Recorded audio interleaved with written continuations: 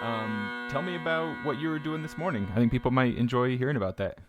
Okay. So, Dojo University is this really great bagpipe resource Yeah, they're not for. paying us any money. Yeah, they're not. I'm not getting paid for this, by the way. In fact, it's quite the opposite. Um, Yeah, so right. they're this really great bagpipe resource for bagpipers of all levels, and they have lots of classes, lots of great instruction. They get in professional, top quality teachers to do sessions regularly, Hmm. and it's really awesome. And they had this intensive program. It's a 6-week program, and the idea is that it's basically a bagpipe boot camp. And you do these sprints, and it's like a hyper focus on these really key areas of bagpipes that the great bagpipers have down really well. So you go through and you figure out where you are on the bagpipe continuum and you're playing, and then you work from there. And it's guaranteed by the end of the 6 weeks that you will have improved drastically as a piper or your money back. Hmm. Hmm. So, when I saw that they were doing this, I was like, well, you know what? Like, I know that I have areas that I seriously need to work on, so I'll give it a shot. So I went ahead and signed up for it, and then found out later that the program sold out in 36 hours. I I was going to take a weekend to think it over, and then I Yeah, good didn't. thing you didn't, And huh? I was just like, man, I'll just, you know what? I'll probably sign up. So I'm just going to sign up. There's a So I plug for did. impulsivity right there. Yeah. So there's 24 students in it right now, and we're like halfway through, I think. I don't know. It's been a blur. Yeah. But it's hours of practice on different things every day, and it's painful, it's grueling, it's fun, it's exhausting. But I've seen some really great improvements, and I've also been able to really pinpoint issues that I have. I mean, the whole point of the program is to find and eliminate the issues that you have in your playing, and that is exactly what it is doing. That's awesome. Yeah. I've bought a few like course packages from the dojo and Hmm. haven't finished any of them yet, but it is really great material. And actually, I guess after I said that, I realized that it's actually not true. We do kind of get money from dojo because the band has an affiliate link so that anybody who does buy stuff, like buy courses from them or sign up for a membership, we get, I can't remember how much it was. Like I think it's like a 30% kickback on membership. Oh, Um, well, they don't. Well, I don't think that I have on there that I'm associated with Garden Valley. yeah, I think. Well, don't. That wasn't intended for me to make you feel guilty or anything, Vera. I think it's just that we have an affiliate link, so anybody who Yeah. accesses the dojo via our link, it puts a cookie in their Oh. browser, and so then anything they buy, then gets sort of categorized as being via Garden Valley. So Well, you guys aren't getting a kickback for me. Sorry. cons, darn it. But if anybody does decide they want to do dojo stuff, be sure to check with myself or Scott, and we can get you Hmm. that link. And I highly recommend it. Really, even if you've been a piper for a long time, it's easy to fall into a rut. And I think that, getting an outside perspective on your playing is a good idea. It can be really challenging. Like for me, I'm super embarrassed to play in front of anybody that is a good piper and knows what they're doing, because I know that I have issues. And so this has been a really huge opportunity for me to just not to kind of get over that. And I'm also taking lessons from another piper. It's been a long time since I've taken lessons from anybody, and oh boy, yeah, it's a thing. It's super embarrassing because I mess up all the time, Yeah, it can be a and confidence it's booster though, funny. right? To go through that and be like, well, now I cleaned that up, so now I feel more confident about how I'm playing my paradiddles, or well, that's a drumming thing, Yeah, of course, but you know what I mean. yeah, it because yeah. So I'll be playing something and I play it really well, and then I'll go to play it at my lesson and I screw it up completely, Of course. and I feel like sinking through the floor. Um, but it's a learning experience, and I need to do that, and it's a way of like exercising the demons out of your playing. There There's you go. That's a demons good way in to put there. it. You got to find They them come demons out. and sprinkle some holy water on them quick. Literally, like they come out in full force as soon as you're in front of anybody who knows what they're listening Right, yep. to. The bagpipe There- priest is there, so the demons come out. Yep. Anyway, so there you go. Yeah. So what I was doing earlier today, I was recording, playing a tune to submit to the dojo for them to evaluate and tell me everything I'm doing wrong and tell me what I've improved on and give me feedback for what I need to focus on for this next few days before the next sprint is due. Yeah. Awesome. So now, Vera, I told you ahead of time, I want to hear a very specific story from you. So I want to Yeah. make sure we save time for that. But before we do that, I want to just ask you some general questions, some getting to know you stuff, bagpipe related and otherwise. So first of all, probably a very natural place to start. What got you into playing bagpipes? What sparked your interest? Earliest memories of bagpipes, that kind of stuff. Well, so my earliest memory of bagpipes is watching them in the parades, and they were just this overpowering, amazing sound that just really stirred up everybody. I mean, the audience goes nuts when the pipes come walking by, but then they were in bed knobs and broomsticks. Ah, yes, of course. and and when she starts, doing that chant, and then the bagpipe. Well, so you got all the soldiers and whatnot. The armor is starting to, activate. Yeah, some of the coolest practical effects in all film history, for sure. Seriously, So much fun to It was watch. great. And then the bagpipe started, and as soon as the bagpipe started, it was like, oh, it's going down. Mm-hmm. Like these guys have had it. They don't know what's cut and what they're messing with now because there's bagpipers involved. It was just this incredible, like, just the visuals of just these bagpipes. It was just so impressive to me. And later, so my parents had a rule. You had to learn an instrument starting in 3rd grade. So between 2nd and 3rd grade, you had to decide what instrument you were going to play.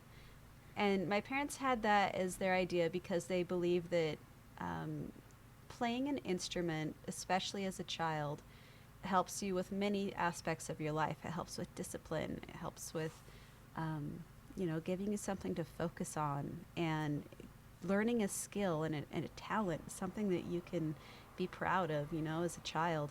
It was really important to them. So it was, you pick an instrument or you have to learn the piano. And that was the threat. And none of us wanted to learn the piano because we had friends that were learning the piano and it looked like a nightmare. Yeah. And Susan's mom across the street, she taught piano, and so my mom said, you either learn piano or you're taking lessons, and I didn't want to, so. Didn't want to learn So- piano, so it's like, well, I Yeah. guess I'll do bagpipes. Seriously, yes. So I'm in 2nd grade. I am one of the shortest kids in school at the time. I weighed maybe 45 pounds, so, I was about the size of a bagpipe myself. Yeah. And they said, "Okay, what do you want to play? Have you picked an instrument?" I said, "Yeah, I want to play the bagpipe." And my parents, oh goodness. So from their perspective, my oldest brother, who was 4 years older than me, had picked the violin. Now, anybody who has been around a child who is learning a violin knows painful. that will give you migraine headaches within Yeah. 5 minutes. Yep, that's a trial for sure. Oh man. So they had 4 years of violin. My next brother, who was 2 years older than me, had picked the drums. Oh boy.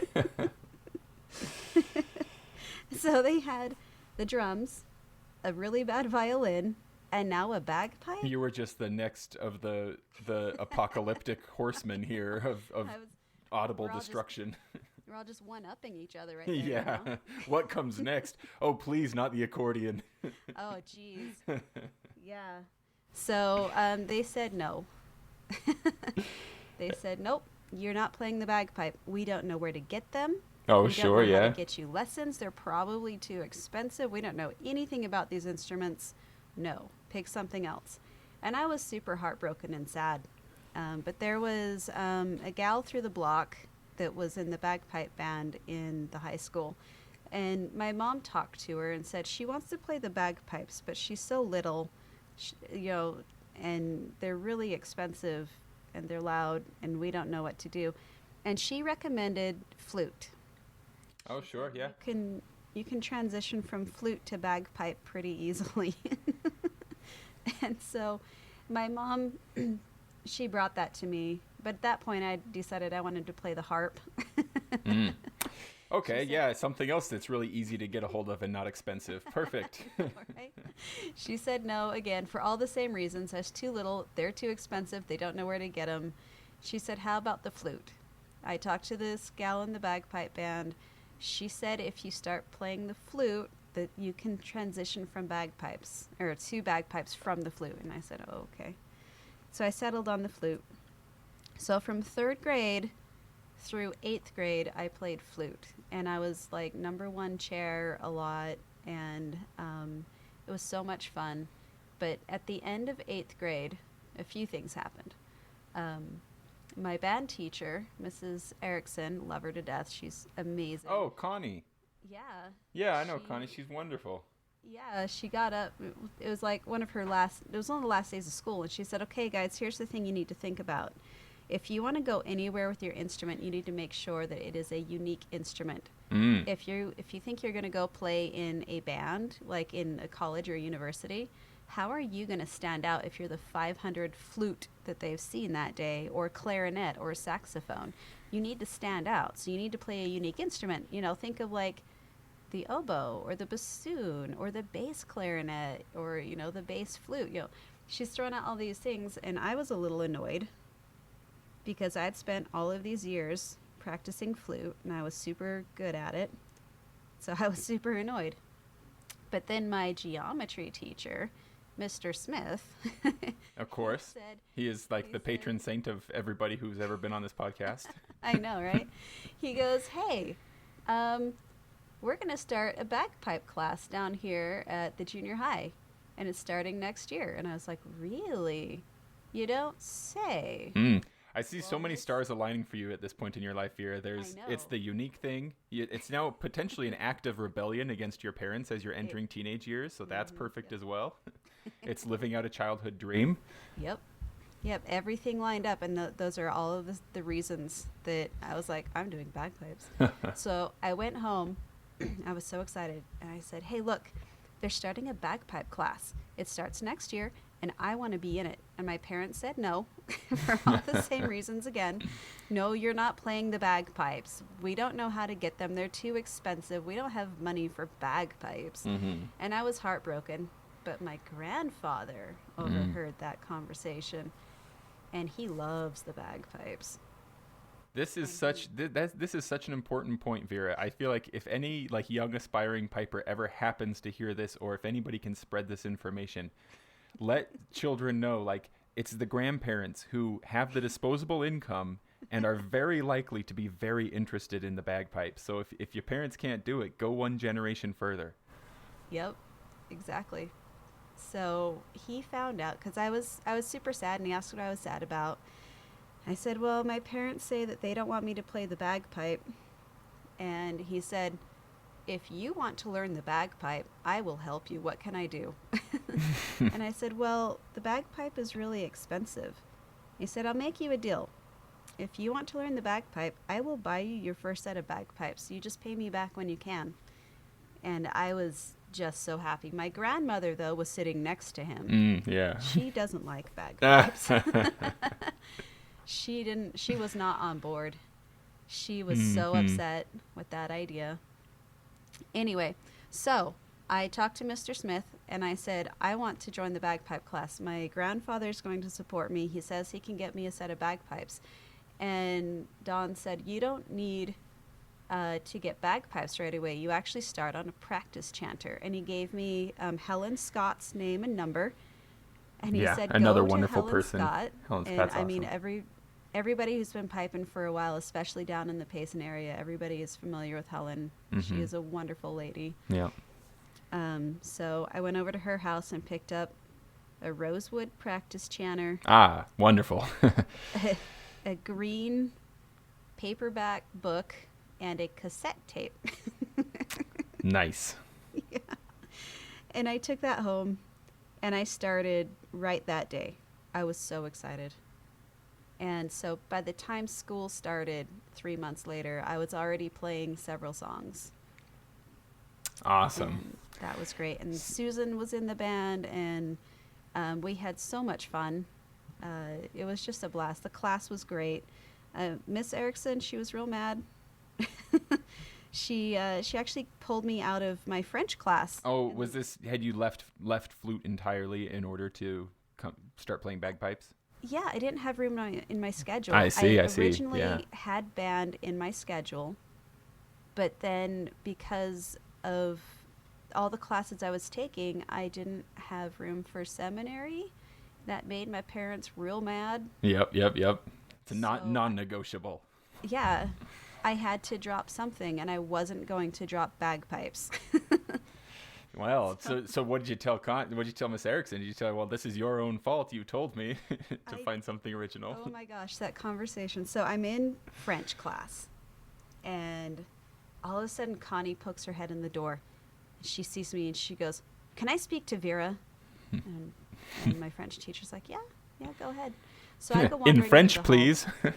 Right, all français. Yeah. So I go into the hall, and she's like, "Hey, I realized that you haven't been in class this week." Now, mind you, this is like the third week of school. Yes, it's been a minute. And I noticed you haven't been in class this week. What's going on? Are you just sloughing or what? And I said, "Oh, I actually haven't been in band all year." She's like, "You haven't?" I said, "No, I'm not in band this year." And she's like, "Why not?" I'm like, "Well, remember last year at the end of the year, you said that in order to get somewhere in life playing music, you have to play a unique instrument. Well, they're offering the bagpipe class, and I'm taking bagpipes this year." And She's like, she not was- that unique. She was not happy. Oh, she was not happy. She asked me to change my schedule around so that I could take band. Yeah. I told her I couldn't. I was like, the only class I can drop is seminary, and if I do that, I'm grounded for life. Yeah. My dad will take my cat to the pound. He will take my bird back to the pet shop. He'll make me lose my job. Like, these are all of the threats he gave me if I did not do seminary. I'm like, look, I have no choice. Yep. I will live in a prison if I do not, if I get back into band. So Yeah. anyway, So she was bagpipes super it was. upset. It had to be. Yeah. Anyway, so she was upset, and there was nothing that I or she could do about it. So that's where we was. I see. So now I know Vera, that you played with Payson High School Pipe Band and with White Peaks, and I don't mean to skip over all of that. I think maybe we could circle back and do another interview, and it'd be a lot of fun to get more of those details. But I Well, want to actually, make sure. I never played with the high school. Pipe Oh, did band. you not play with it at all? You just went right to White No. Peaks? No. So, in fact, it was because of that White Peaks came around. You can thank the high school pipe band for White Peaks, because what happened was they did tryouts, but the tryouts ended up being a popularity contest, and so Oh, for the high school quite a pipe few band. of us that were really good players at the time. We were even on bagpipes. We had sets of pipes from the high school because they had 6 sets that were available, and they asked Don to pick the pipers that he felt like was ready for bagpipes. He picked me and Corey and a few others, Jake Moody, Justin Hadley, Joey Wilkinson. He might have picked Susan. I think he did. He'd better have. Yeah, I know, right? How dare you if you Yeah. don't. Anyway, so he picked 6 pipers, and we went up to the high school and we got these bagpipes, and we had been on bagpipes for a solid 3 or 4 months when the high school tryouts happened. And so me and Corey and Susan and we all went to try out, and we knew the tunes. We could sight read well. And I felt like we all did really great. And then there were other pipers that tried out that were brand new to the pipe class that year or that semester. they couldn't even play through Amazing Grace. And they got into the high school pipe band. And we were asked to give our bagpipes to them since we weren't going to be in the band. And This is scandalous. It was a really devastating moment for all of us as they were reading out the names of the pipers that made it into the band. It was just devastating. Like, they didn't pick me, they didn't pick Corey, they didn't pick Susan. I gotta say, part of this is just remarkable to me because, of course, like, when I was in the high school pipe band, just shortly behind you there, it was like, rarely did we have enough, like enough pipers. And I know that's one thing that Diana struggles with right now is getting enough pipers in there. I cannot even conceive of any band, high school or otherwise, ever being like, we only want this many pipers and drummers, like we're going to cut it off. Like, what kind of mentality is that? Just get all you can, At the time, the bagpipe band was huge. Yeah, so Those it's just of bagpipes that's like I'm like bagpipes. hearing about a promised land, I'm just like, what a beautiful situation to be in, that like you have so many bagpipers, Yeah, well, and the high school pipe band had been maxed out for years at that point. Like, they weren't worried about losing numbers. Were they still a part of the marching band program at the time, or had they split to be a separate thing? Oh, they were part of it. They were their separate thing, but they were also part of it. Like, at every football game, the bagpipe band would come out. And let me tell you, every time that band would come out, it was such a big deal, and the crowd would go nuts. Because you would have the marching band out there on the field doing their thing, and then they'd always reach, like, this crescendo part of their performance, and then the bagpipes would come in from some side somewhere and would be part of it and marching down the middle, and everybody would just lose it. I mean, it was a huge deal to be in the bagpipe band. And somehow that changed. And it changed within a few years of me being in high school. But yeah, like, at that time, they could afford to do that. They could afford to be that picky and say, we only have 6 sets of bagpipes available out of the 18 sets that we have. So yeah, it was unfortunate. But what happened was Don, he couldn't, number one, believe who was accepted and who was not. And it made him very upset at the high school because he couldn't figure out why they picked who they did. And they had admitted that they picked some of the guys because they just thought they were cute. Well, I mean, that's... I know. They wanted some cute pipers in there, which is fine. I get it. But, yep. They also picked pipers who couldn't even play Amazing Grace on a chanter. So, I mean, it was no mystery what was going on. Well, if you'd been a cuter guy, Vera. Oh, I know, right? That's the problem right there. Anyway, so they made us give our bagpipes back, which really was a devastating thing. And Dawn was sitting there like, I have 4 excellent pipers on my hands. Like, not, excellent, but good enough. Off to a good start, at least, right? Yeah. And he got this great idea to start a band from it. So he did. He called up some of his old piper buddies that weren't playing anymore, some of his old acquaintances, and asked if they would like to be part of it, and they did.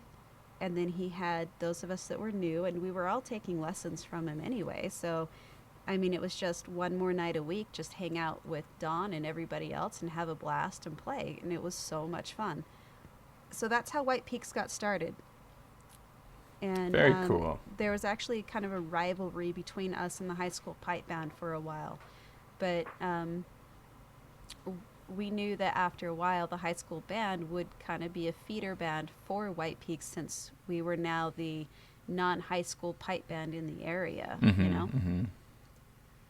It's really good for any band to have a feeder program like that. My goodness, if you can have that set up, that's something to hold on to for sure.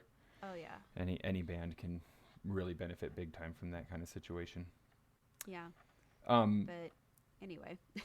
So there's our origin, and I do want to hear more about other experiences and fun times you've had with playing with pipes and stuff like that.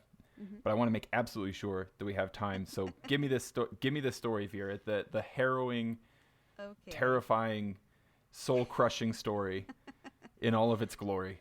I'm just going to sit here quietly. Actually, I have a funeral to play today, so I might start kind of getting ready while I listen, but I'll be quiet. Tell me the story. Let's hear it. Okay, so it was May of 2001, and I was heading to Seattle to visit one of my friends, and I was heading there with my boyfriend at the time. His name was Chris, and I was taking my bagpipes with me so that so I could play, because I played everywhere and all the time. Um, and on top of that, I had a big scandalous secret. I was 5 months pregnant, and nobody knew. Nobody in the band knew.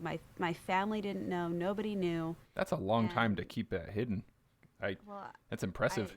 I wasn't showing at all. Way to go. No, I was still wearing size 0 You were jeans. sucking that baby up inside your ribs. Man, no, I carry back. So, yeah, I didn't get very big at all. I had to argue with the doctor about how far along I was. But at this point in time, I didn't know that I was pregnant. I thought that I might be, but I wasn't positive because I thought I'd had a miscarriage. Anyway, so I was heading to Seattle with my boyfriend, and we were in his car. Now, I have a rule with driving other people's cars, and this is what I've been saying since high school. Never let your girlfriend drive your car because she'll wreck it. And I mean, I was saying it as kind of a joke, but I was pretty serious about it at the same time. And Chris was driving a brand new 2001 Hyundai Tiburon.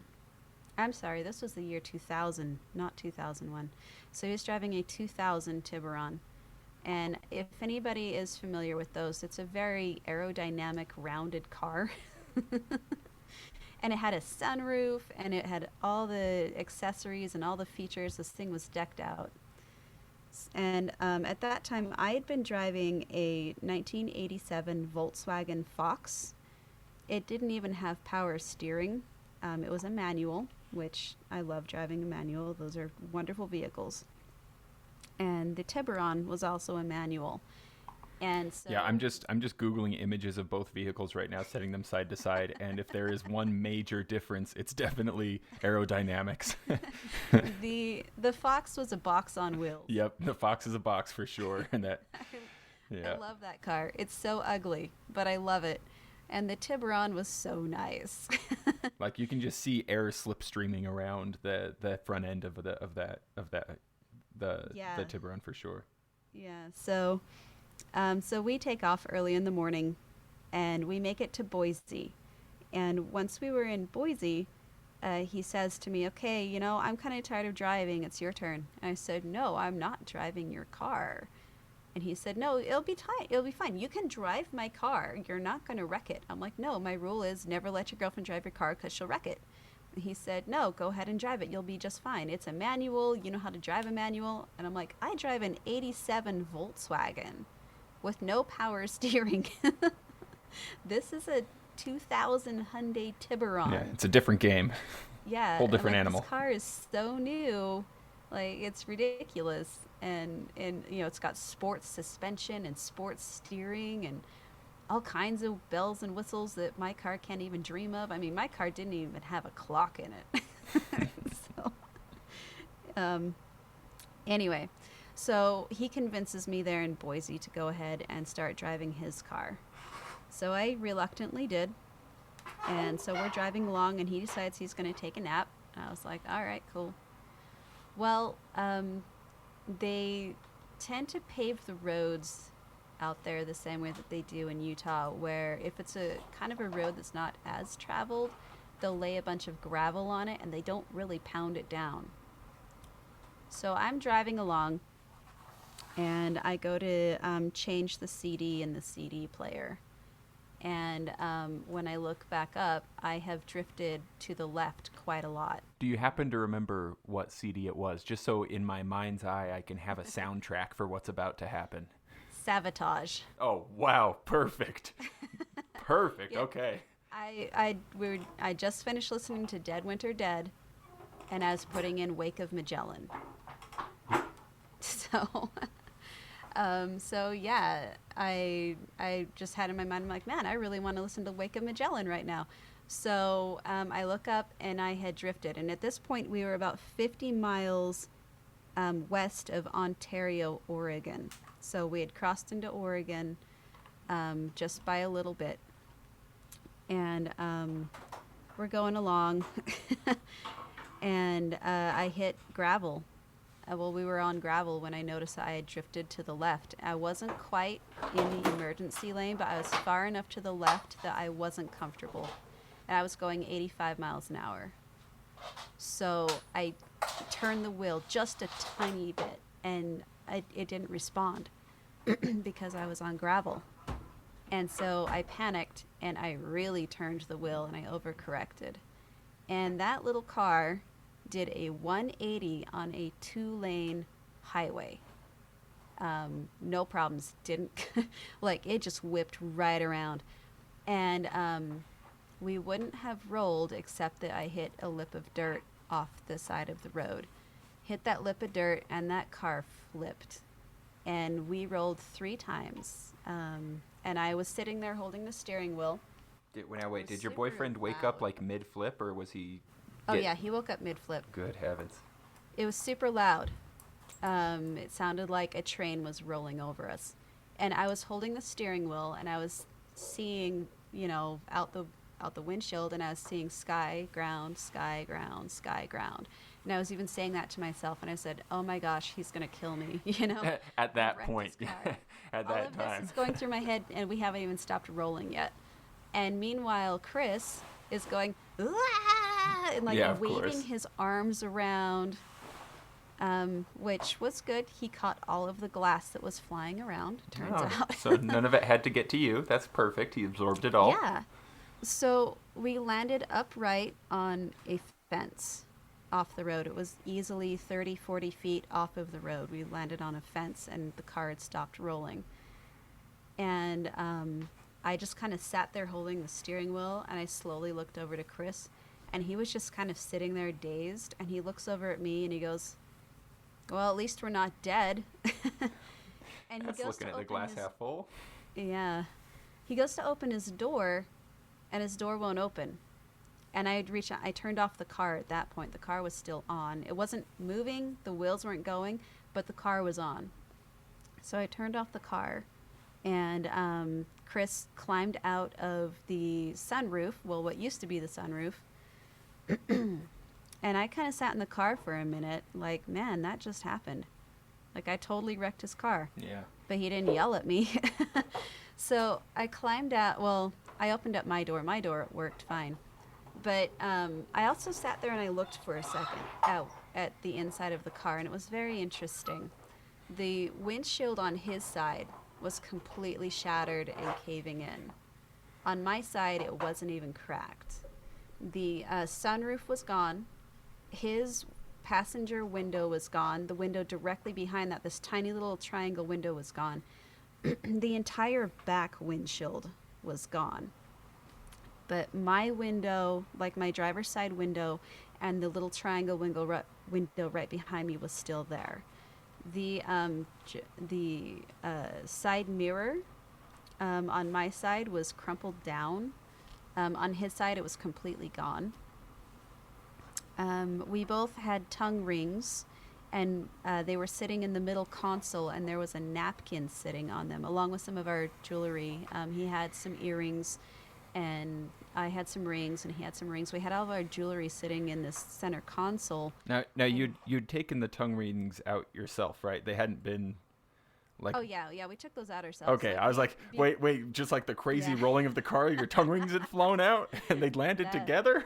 That would have been crazy. No, we had taken them out because when we stopped in Boise, we got something to eat. And so we took our tongue rings out while we were eating, and we had just set them in the middle console, and we hadn't put them back in yet. I see. Yeah. Because, I mean, sometimes if you're eating and you have a tongue ring in, and both of ours were surgical steel, if you bite on those, they can break your teeth. Oh, yeah, I'd imagine. So we were both in the habit of taking the tongue ring out while eating so that we weren't in danger of breaking our teeth. Anyway, so the napkin was still sitting there, and all of our jewelry was still sitting under that. And anybody who's been in a Tiburon, you know it's a really small car. There is less than 6 inches between you and the passenger when you're the driver. And so that little console between us was really small, but everything was still sitting there. I wasn't wearing shoes. Like I had taken my shoes off and they were just sitting down by the seat, kind of almost under it in a way. They were still sitting there. Huh. And then on top of that, looking at Chris, he had glass in his face and all down his left arm, especially. His shirt was shredded on the left side. Like from his chest over was shredded. And he was bleeding. And there was glass in his arm and glass in his hand and glass in his other hand. And I was just like, oh my gosh, he's bleeding. But then I looked at myself. I had one tiny nick on my right hand. And I still have the little scar. Anybody who wants to see it, I'll show it to you if anybody, listens to this and wants to see the scar. It's about 1/16 of an inch long, and it's by my knuckle. And that's it. That's all I had. Just and a it had tiny already little stopped baby bleeding. scar. Yeah, Wow. one tiny scar. And I'd already stopped bleeding. Like, it didn't even bleed long enough for, like, a full drop of blood to happen. Anyway, so after I turned off the car and Chris had climbed out of the sunroof and he started walking up to the road, I got out of the car. And this trucker that was driving eastbound had seen the accident, and he was out of his truck and he was hauling over to us as fast as he could. And he could not believe that we were alive. He said that he had seen accidents that were less severe than that, and nobody walked away. Oh, and the airbags didn't even go off, by the way. Really? Yep, because all the damage happened to the side panels, none to the front panels where those sensors are. So, got out of the car, and Chris had managed to make it up to the road, and some good Samaritans had stopped, and an ambulance was on the way. The police were on the way. And, I mean, there wasn't a whole lot to do. Chris was up at the road. He'd gone into shock, and so he was sitting on a blanket, and there were people around him, and there was nothing I could really do. So I started collecting our stuff that had flown out of the vehicle, because we had a bunch of, we were heading to Seattle to spend like a week there. So we had bags and stuff, and I had a duffel bag, and he had a duffel bag. We both had backpacks. We both had things. So I'm walking around collecting up our stuff. And And let me just pause you, Vera. All of the story has been good and terrifying, riveting so far, but this is the part where my palms really start to sweat. Yeah, because my bagpipes were in the car. They were in the back on top of the duffel bag. So I'm walking around collecting stuff, and the police show up. And I talk to them. Well, they come down, and they're like, what are you doing? I'm like, oh, I'm collecting up our stuff. And they're like, our stuff? You were in that car? I'm like, yeah, I was the driver. And they sat there looking at me, and they're like, no, there's no way you were in that car. I'm like, yeah, I was driving the car when it crashed. And they look at Chris. He's up at the road laying down with the ambulance at this point. Yeah, and even you mentioned it's his left arm that's all ripped up. You'd think he would be sitting in the driver's seat. Well, not only that, but you would assume that I would have injuries on my right side. Yeah, for sure. There's 6 inches between us. And he's torn up. And I have one scratch. And that's all I could show him. I'm like, right there, see? And they could not believe that I had been in that wreck. I was 100% alert. I hadn't gone into shock. I was completely coherent. I was calm. I was able to talk to them. I was even joking with them. And I'm like, yeah, I'm just collecting up our stuff because it's kind of flown everywhere. And they're like, oh, okay. So I continued to collect stuff while they're kind of processing the scene. And I'd found our duffel bags. I'd found our backpacks. And I hadn't found those bagpipes yet. And then I looked over, and I could see this kind of black, crumpled plastic case. No. Now, those of us who were pipers in the early and mid-90s are familiar with this black case.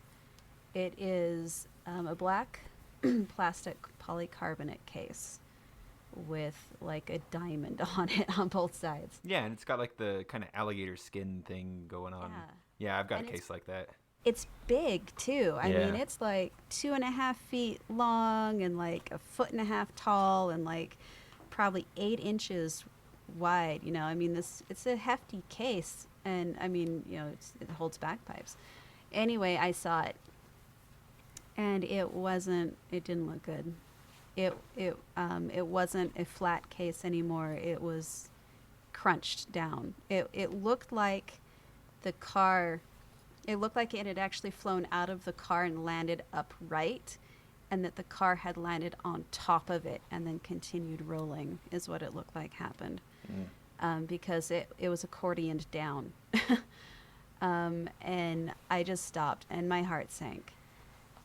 And I walked over to that case, and I opened it up. And sorry, I still get emotional. I opened up that case, and my pipes were in so many pieces.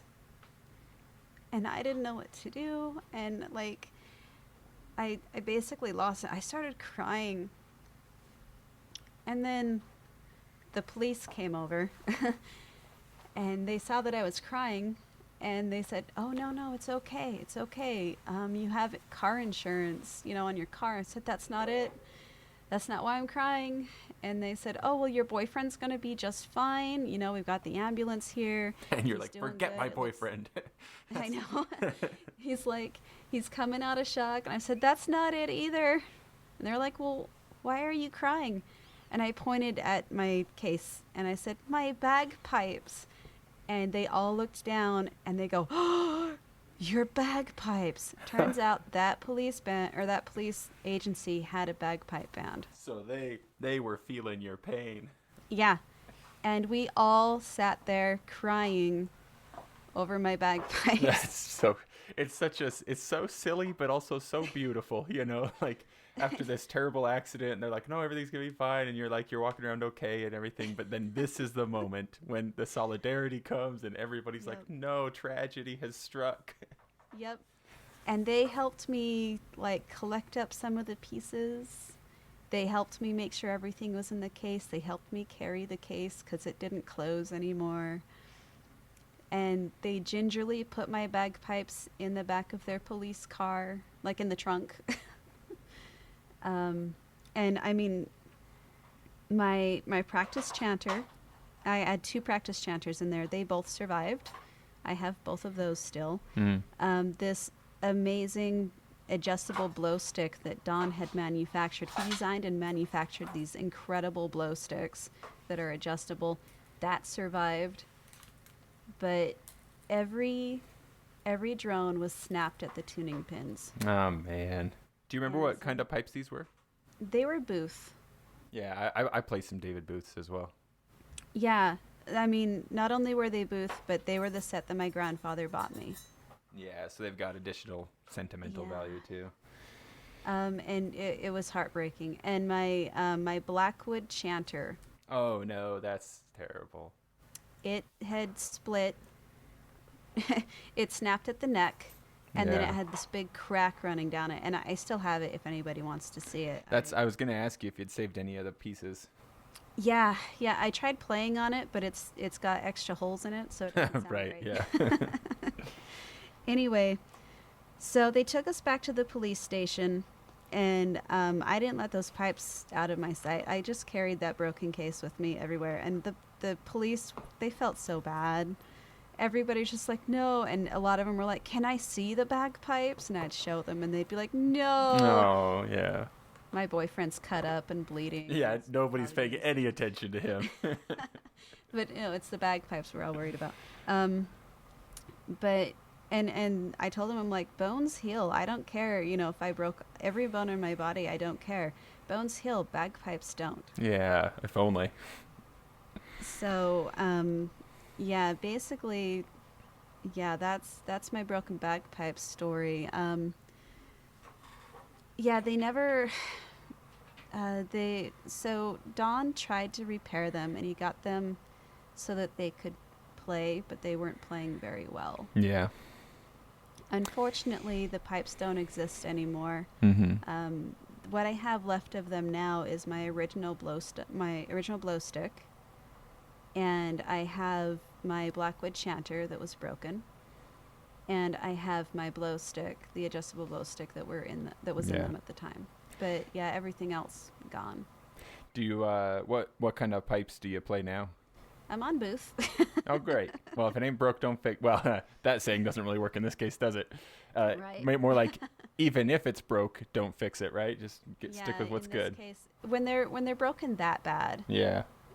they're just beyond saving. And at that point, what I should have done with them was probably just glued them back together and just had them just to have. Oh, sure. Just to have them, maybe put them on display or something. Yeah, just to have my set of pipes. But I mean, all the imitation ivory, all of that was broken up real bad.